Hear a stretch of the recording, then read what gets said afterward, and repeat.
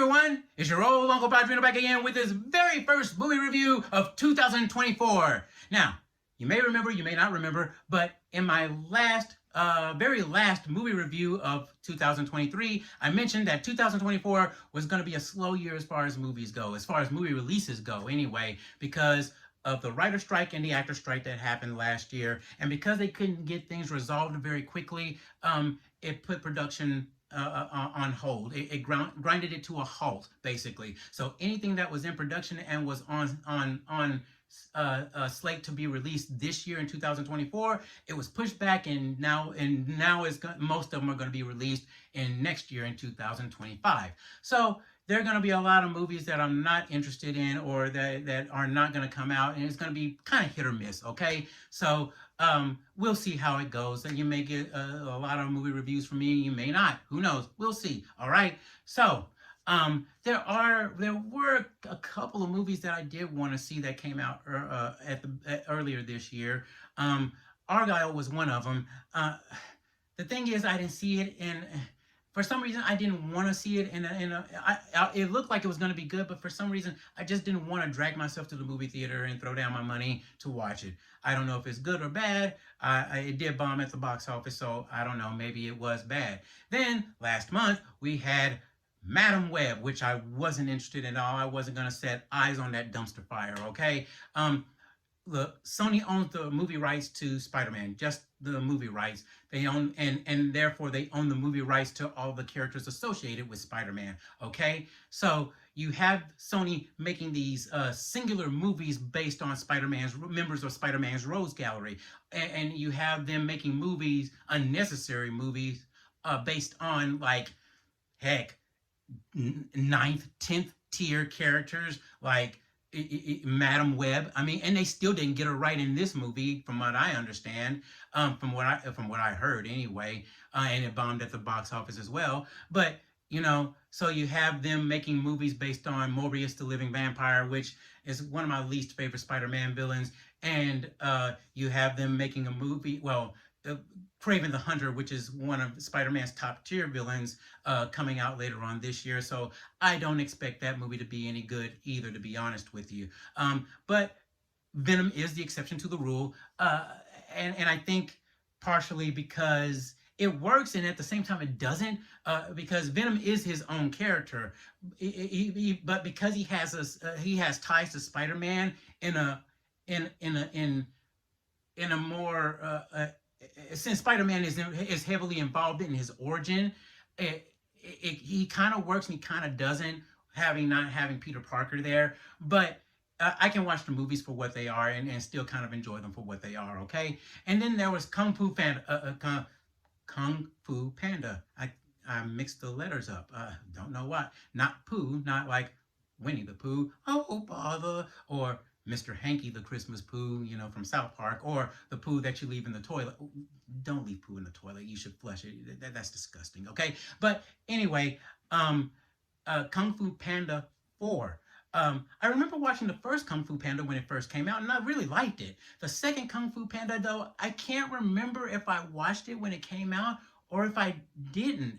I just don't remember the movie at all. I'm pretty sure I did, but I don't remember the movie at all. I never got around to watching the third one, and so I just why bother going to see the fourth one? So and I'm kind of like that. I'm that kind of person. When I get in from the beginning, I want to see it all the way through the end, and I don't want to jump in the middle, because I'm afraid of references being made from previous episodes of previous franchise, from previous installments, I should say. Okay, so and I'm just like that with comic books, cartoons, video games, manga, anime, TV series, movies. I'm just like that. Okay, so this is why Ghostbusters: Frozen Empire is the first movie that I did watch this year, and the first movie review that you're gonna get. All right, so ghosts, I don't like them. I admit them. They scare me. And I really just do not care for them. Why? Because they can materialize, they can dematerialize, show up out of nowhere, they can be invisible, throwing stuff around and making noises and stuff like that, and scaring you and things like that. And I just don't like it. And you never know. It's a toss of the coin of whether or not you're going to get a good one or an evil one. Okay. So, I mean, I'll watch Ghost Adventures and Ghost Hunters, those TV shows. I get a chuckle out of them, in all honesty. But I won't watch horror movies about ghosts. Okay. Now, I hate zombies. I absolutely hate zombies. They freak me out even more so than ghosts. So, I mean, there's something about it logically that I just don't like, because they're dead and they're alive at the same time. It doesn't make any sense, okay? They scratch you, they bite you, you turn into one of them. I don't want to have anything to do with the zombie apocalypse. Hopefully, I am dead and gone by the time it does happen, but I hate zombies even more. Now, I will watch people play the Resident Evil video games, but that's about as far as I'll go as far as zombies go. Okay, so but there are some good ghosts. I mean, some ghosts are friendly, and some of them are here to fight for me and you. And well, you do have the jerk like this one right here, who is just here to make some bot's life miserable because he got destroyed when in his coronation when he was about to become leader of the army. Well, too bad, so sad, huh? So anyway, I may not like ghosts, but I do like Ghostbusters. All right. So let's talk about Ghostbusters for a little bit. I want to clear something up here about Ghostbusters.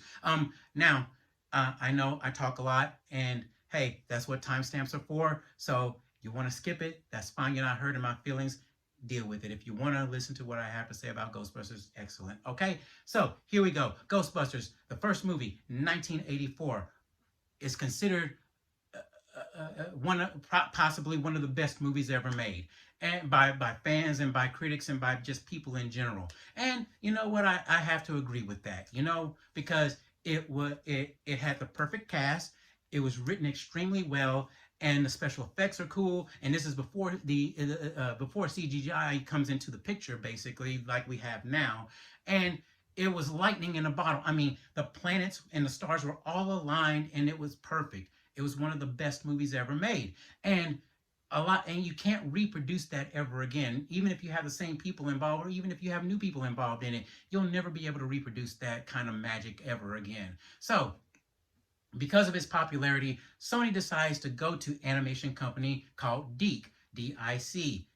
Not pronounced the way that you're thinking. Get your mind out of the gutter. Okay, it's pronounced DIC, and it is a French animation company. And if I'm not mistaken, it's an acronym. Now I don't know what that acronym is, but I remember one of my favorite voice actors saying, who's worked with them before, saying that it stands for "doing it cheap," which is fair because DIC did have some cheap animation. But anyway, DIC and Sony, because of the popularity, look, we want to make a Ghostbusters cartoon TV show.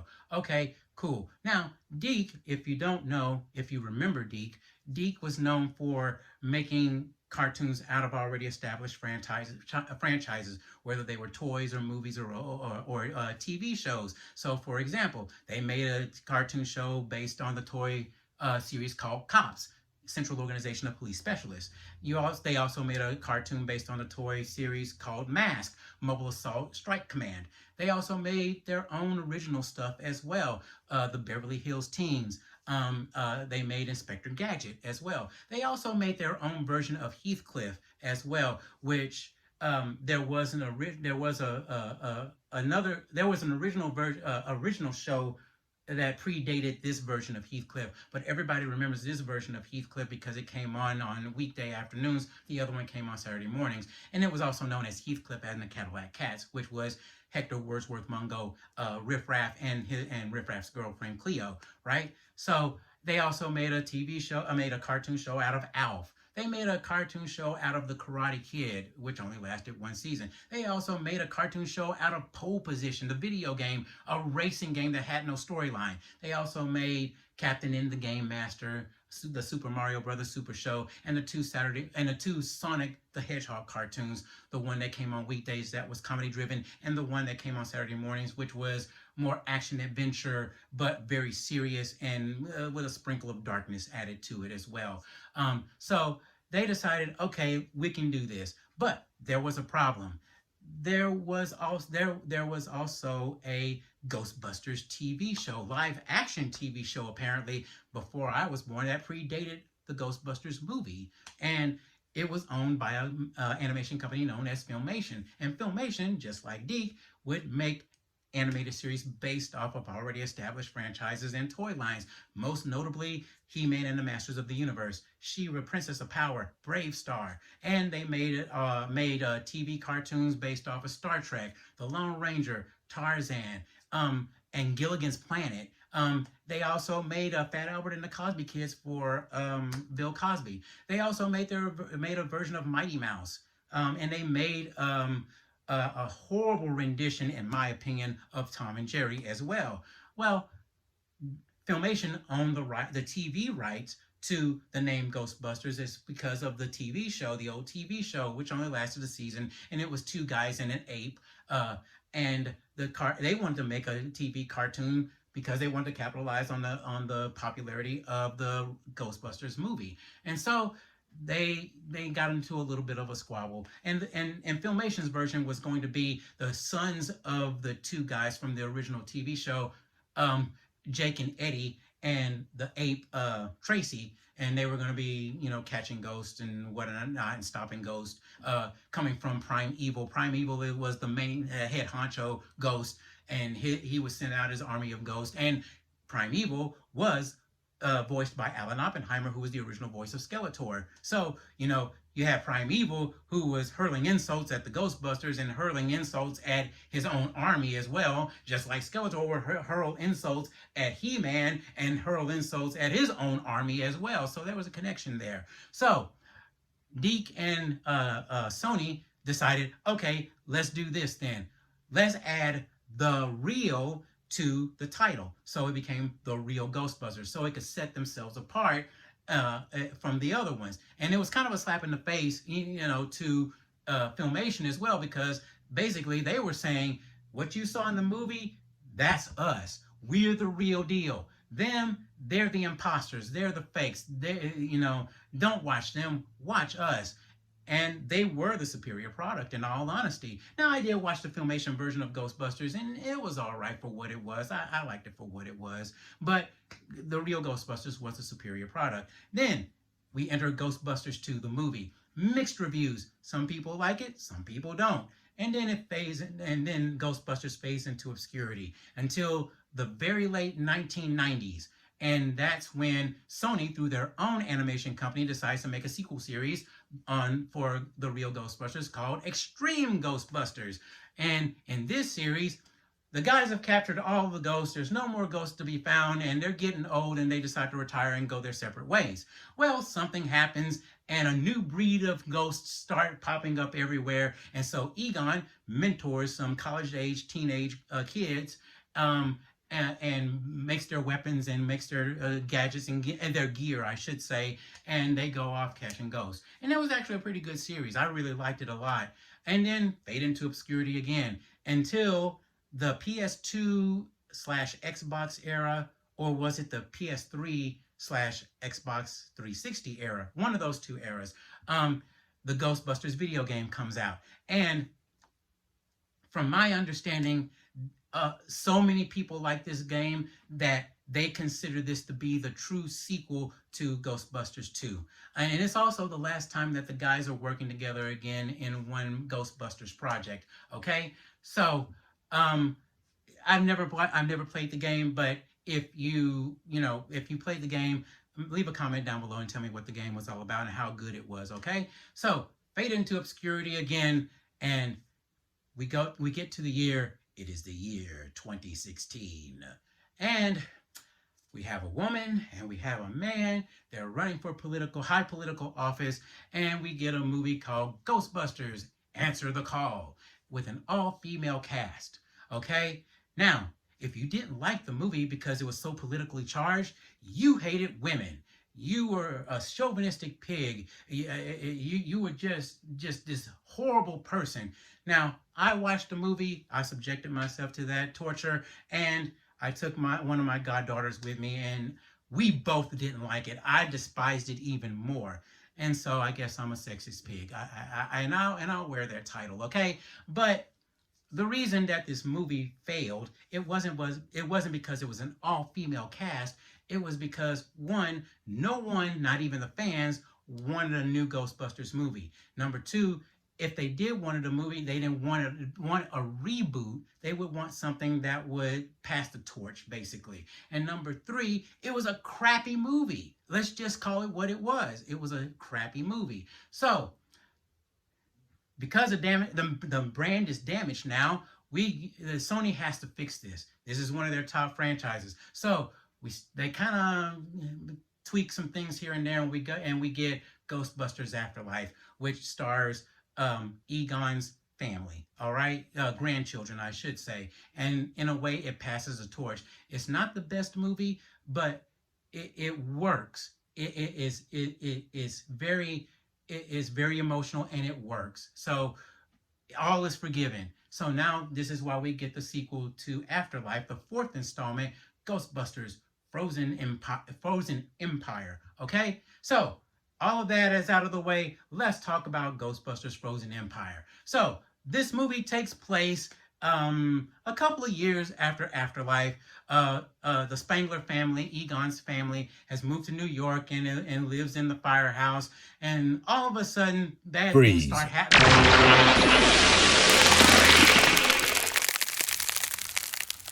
If there is a movie dealing with the subject of cold, it is only fair that I and I alone, Victor Freeze or Mr. Freeze to all of you, should review this movie. So, sit back and chill while I take control of the hosting duties of this show and review this movie. And much like the frozen winds of a blizzard in the Alaskan Klondike, I will make this review swift and cold. And I'm not talking Taylor Swift either. An ancient ghost with the ability to use fear to freeze his victims to death is trying to make his way back into the physical realm and bring about a second ice age. No, not that second ice age. Add a dose of teen angst and a cast of unnecessary characters, and you have Ghostbusters Frozen Empire. The story suffers from too many characters, many of which are unnecessary. Trevor, Phoebe's older brother, is reduced down to a secondary role and comedy relief. Lucky, a character from Ghostbusters Afterlife, makes an appearance as well. Unnecessary. Podcast, though I liked him pairing up with Ray Stantz, is used for a matter of convenience and is completely unnecessary. 2 new characters are introduced, but are only there for a matter of convenience and are completely unnecessary as well. I would have given them all the cold shoulder. I would have liked to have seen more of the Ice Ghost and his powers. His design reminded me that of the character designs of the real Ghostbusters animated series, which is a compliment. It would have been ice to meet him. It is not all negativity, though. The actors, they are good, particularly McKenna Grace. She's excellent as Egon Spangler's granddaughter, just as she was in Ghostbusters Afterlife. Many of the special effects are good as well, and least I forget, the fan service or member berries. Scenes that take you back and make you say, "Ah, yes, I remember that." It's a positive for some and a negative for others. It's all a matter of personal preference. If you're a fan of the Ghostbusters franchise, you may love this movie. I, however, am incapable of emotions, so I did not love the movie, nor did I hate it. I merely liked it. It is superior to Ghostbusters Answer the Call, but it does not reach the same level as Ghostbusters or Ghostbusters 2. It falls in order of its release, 4th place, as it should. If you must watch this movie right away, I suggest that you attend a matinee and save some money. If you have the patience for it, wait for it to stream. Though I would recommend not crossing the streams. There you have it. Now, if you will excuse me, I still have work to do. I must find a cure for my precious wife, Nora. Until we meet again, chill out.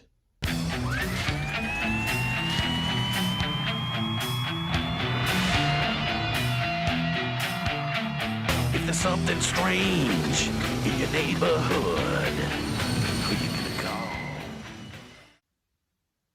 Hey, get me out of here!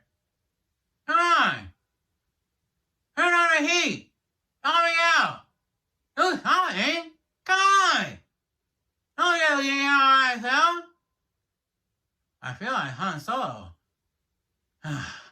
Good grief.